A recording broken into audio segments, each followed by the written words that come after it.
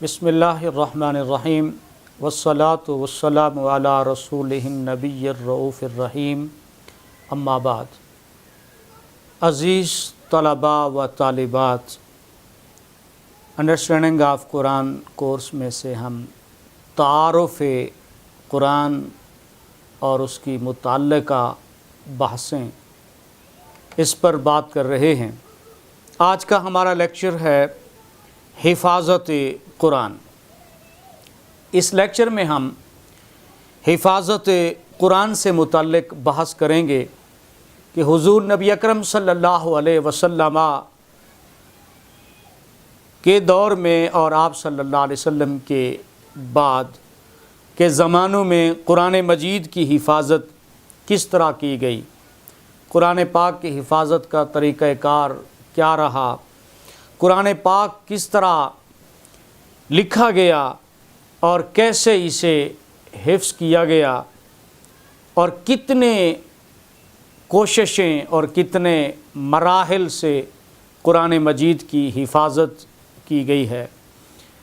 قرآن مجید چونکہ ایک مرتبہ پورا کا پورا نازل نہیں ہوا، تورات کی طرح، انجیل کی طرح پورا قرآن آپ کے علم میں ہے کہ ایک بار نازل نہیں ہوا، بلکہ قرآن مجید کی مختلف آیات، مختلف صورتیں ضرورت اور حالات کے مطابق نازل ہوتی رہی۔ عہد رسالت مآب صلی اللہ علیہ وسلم میں 23 سال کے عرصے میں قرآن مجید نازل ہوتا رہا۔ اس لیے یہ حضور صلی اللہ علیہ وسلم کے عہد رسالت میں ممکن نہ تھا کہ اسے شروع ہی سے ایک کتابی شکل میں محفوظ کر لیا جاتا۔ اس لیے حفاظت قرآن کے لیے سب سے مؤثر ترین جو طریقہ کار اپنایا گیا وہ قرآن مجید کا حفظ ہے۔ حفاظت قرآن کا سب سے مؤثر ترین طریقہ حفظ قرآن سے اس کا آغاز ہوا، اس لیے ابتدا ہی سے قرآن مجید کی حفاظت کے لیے سب سے زیادہ زور حفظ قرآن پر دیا گیا۔ پھر ساتھ ہی ساتھ جیسے جیسے قرآن کی آیات نازل ہوتی رہیں وہ حفظ بھی ہوتا رہا اور ساتھ ساتھ وہ لکھا بھی جاتا رہا۔ تو نبی کریم صلی اللہ علیہ وسلم کے عہد مبارک میں قرآن مجید کی حفاظت کے ظاہری طور پر دو طریقے تھے، ایک حفظ قرآن اور ایک کتابت قرآن۔ اور یہ حفاظت قرآن پر اگر ہم غور کریں تو اصل بات تو یہ ہے کہ قرآن مجید کی حفاظت کی ذمہ داری اللہ تعالیٰ نے خود لی ہے۔ اللہ تعالیٰ کا وعدہ ہے کہ اس نے قرآن کو نازل کیا ہے اور وہی ہی اس کی حفاظت کا ذمہ دار ہے۔ اللہ تعالیٰ نے سورۃ الحجر کی آیت نمبر 9 میں فرمایا اِنَّا نَحْنُ نَزَّلْنَا الذِّكْرَ وَإِنَّا لَهُ لَحَافِظُونَ، تحقیق ہم نے قرآن کو نازل کیا ہے اور ہم ہی اس کی حفاظت کرنے والے ہیں۔ امام سیوطی نے الخصائص الکبریٰ میں یہ بات لکھی ہے اور اس پر سیر حاصل گفتگو کی ہے۔ وہ فرماتے ہیں کہ پچھلی جو آسمانی کتابیں ہیں سابقہ، ان کی حفاظت کی ذمہ داری اللہ تعالیٰ نے ان کے ماننے والوں پر چھوڑی تھی۔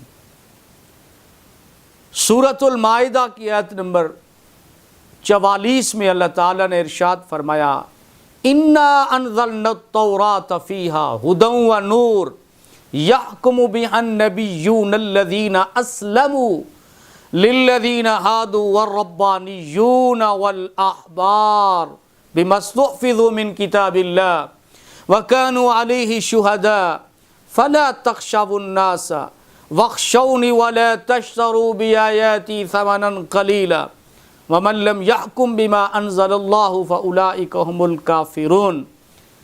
اللہ تعالیٰ نے ارشاد فرمایا کہ ہم نے تورات نازل کی ہے، اس میں ہدایت ہے اور اس میں نور تھا۔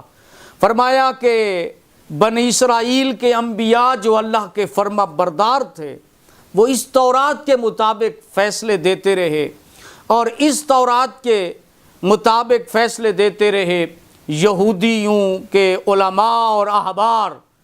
فرمایا بِمَسْتُحْفِظُوا مِن کتاب اللہ، اس لیے کہ اس کتاب کی حفاظت کی ذمہ داری ان پر چھوڑی گئی تھی اور وہی اس کی خبر گیری پر جو ہے مقرر تھے۔ تو چنانچہ قرآن مجید کی اس آیت کریمہ سے پتہ چلا کہ اللہ تعالیٰ نے تورات کی حفاظت کی ذمہ داری ان کے ماننے والوں پر چھوڑی تھی، انبیاء پہ چھوڑی تھی، ان علماء پہ، ان کے احبار پر، ان کے فالورز پہ اللہ نے مقرر کی تھی۔ لیکن قرآن مجید کے بارے میں اللہ تعالیٰ نے فرمایا کہ اس کو نازل بھی ہم نے کیا ہے، لہٰذا اس کی حفاظت کی ذمہ داری بھی ہم پر ہے۔ اس لیے قرآن مجید آج تک اور قیامت تک محفوظ ترین کتاب اس لیے ہے کہ اس کی حفاظت کا ذمہ خود اللہ نے لیا ہے، اس لیے یہ ہر قسم کی تحریف سے، تبدیلی سے یہ محفوظ کتاب ہے۔ ظاہری طور پر قرآن مجید کی حفاظت کے لیے دو انتظامات کیے گئے، ایک حفظ قرآن، دوسرا کتابت قرآن۔ چنانچہ قرآن مجید کی حفاظت کے لیے سب سے زیادہ زور حافظے پر دیا گیا۔ جیسے جیسے قرآن نازل ہوتا تھا آپ صلی اللہ علیہ وسلم اور آپ کے صحابہ کرام رضوان اللہ تعالی علیہم اجمعین قرآن مجید کو حفظ کرتے تھے۔ اس بات کا ذکر قرآن مجید نے خود کیا ہے۔ سورۃ العنکبوت کی آیت نمبر 49 میں اللہ پاک نے فرمایا بل ہوا آیات بینات فی صدور الذین اوتوا العلم، فرمایا یہ قرآن کی واضح اور روشن آیتیں ہیں جو اہل علم کے سینے میں محفوظ ہیں۔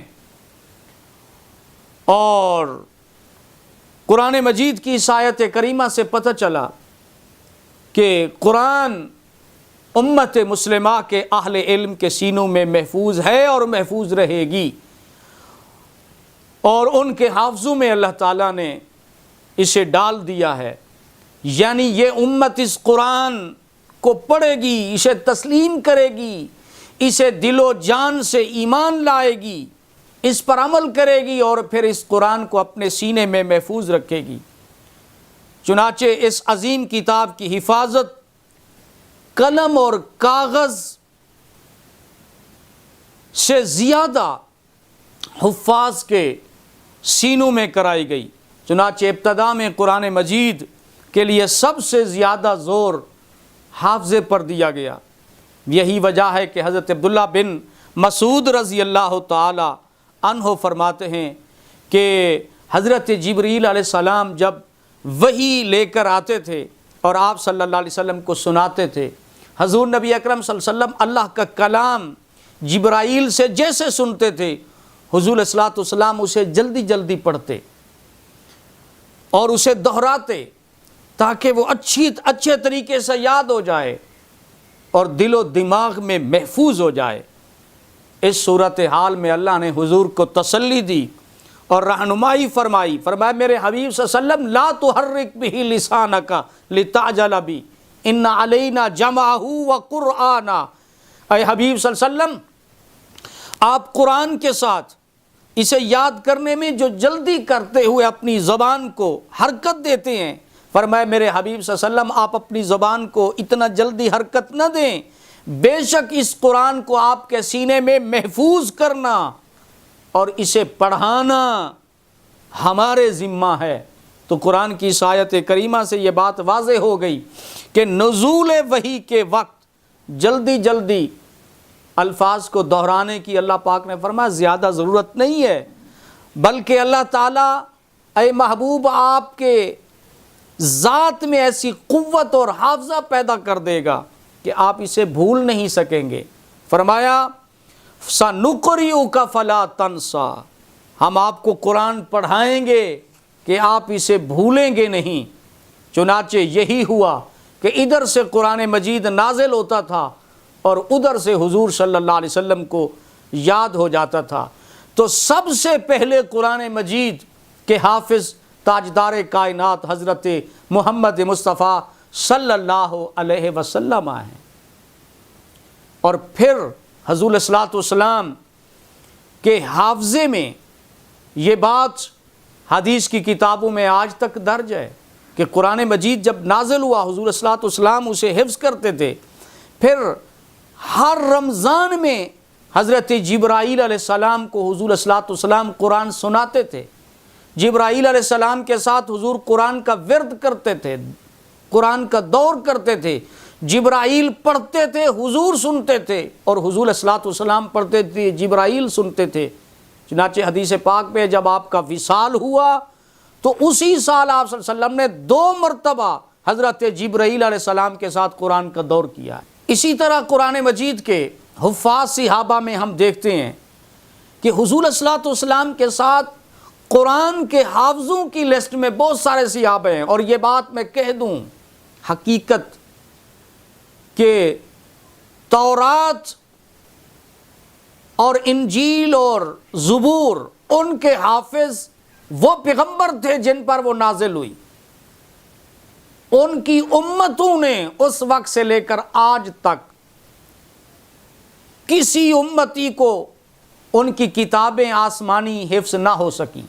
آج دنیا کا سب سے بڑا پادری، یہودیوں کا سب سے بڑا پوپ نہیں کہہ سکتا کہ اسے اپنی کتاب حفظ ہے اور وہ اس کا حافظ ہے۔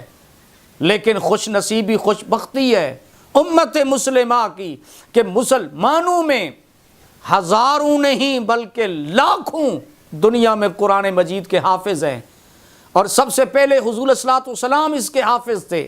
صحابہ کرام کی ایک طویل لسٹ ہے، اس میں سے جو روایت میں محفوظ ہیں حفاظ صحابہ میں حضرت عثمان غنی، حضرت علی، حضرت طلحہ، حضرت سعد، حضرت عبداللہ بن عمر، حضرت عبداللہ بن عباس، حضرت عبداللہ بن عامر بن عاص، حضرت حذیفہ بن یمان، حضرت سالم مولا ابی حذیفہ، حضرت ابو ہریرہ رضی اللہ تعالیٰ عنہ، حضرت معاویہ، حضرت عبداللہ بن زبیر، حضرت عبداللہ بن صائب، حضرت ابی بن کعب، حضرت معاذ بن جبل، اور حضرت زید بن ثابت، حضرت ابو دردہ، حضرت انس بن مالک، حضرت عقبہ بن عامر، حضرت ابو موسیٰ اشعری، حضرت ابو زید، حضرت مجمع بن جاریہ، حضرت مسلمہ بن مخلد رضی اللہ تعالی عنہم اجمعین، یہ حفاظ صحابہ میں ہیں۔ اسی طرح خواتین جو حافظ قرآن تھیں، حضرت ام المومنین عائشہ صدیقہ، حضرت حفصہ، حضرت ام سلمہ رضی اللہ تعالی عنہن، یہ بھی قرآن کی حافظ تھیں، اور دیگر صحابیات بھی قرآن مجید کی حافظ تھیں۔ یہ وہ صحابہ ہیں جن کے اسماء گرامی حفاظ قرآن کی حیثیت سے روایات میں محفوظ ہیں، ورنہ بے شمار صحابہ ہیں جنہوں نے حضور کے دور میں قرآن مجید کو حفظ کیا ہوا تھا، حافظ قرآن تھے، مگر ان کے نام اگر روایات میں محفوظ نہیں، لیکن ان روایات کی تائید اس سے بھی ہوتی ہے کہ حضور صلی اللہ علیہ وسلم نے بعض اوقات ایک قبیلے میں 70 حفاظ اور قراء حضور صلی اللہ علیہ وسلم نے بھیجے اور وہ شہید ہو گئے۔ اسی طرح جنگ یمامہ میں 700 صحابہ کرام جو حافظ قرآن تھے اور قاری قرآن تھے وہ شہید ہو گئے۔ ان کے علاوہ بے شمار صحابہ ہیں جنہیں قرآن مجید کے متفرق حصے یاد تھے، متفرق صورتیں یاد تھیں۔ تو قوت حافظہ قرآن مجید کی وجہ سے اس نے جلا بخشی صحابہ کو کہ اہل عرب کے اندر قوت حافظہ اور حفظ قرآن کے کئی اسباب پیدا ہو گئے۔ اگلے لیکچر میں آپ کو عرض کروں گا کہ حفظ قرآن کے اسباب پھر کیا تھے عرب کے اندر، اور قرآن مجید کی حفاظت کا جو دوسرا طریقہ تھا حفظ قرآن کے ساتھ کتابت قرآن، یہ انشاءاللہ نیکسٹ لیکچر میں ہم بات کرتے ہیں۔ اللہ تعالیٰ سے دعا ہے رب کائنات قرآن مجید کو حفظ کرنے اور قرآن مجید کی حفاظت کی جو ذمہ داری امت مسلمہ پر ہے، اللہ ہمیں اسے نبھانے کی سعادت عطا فرمائے۔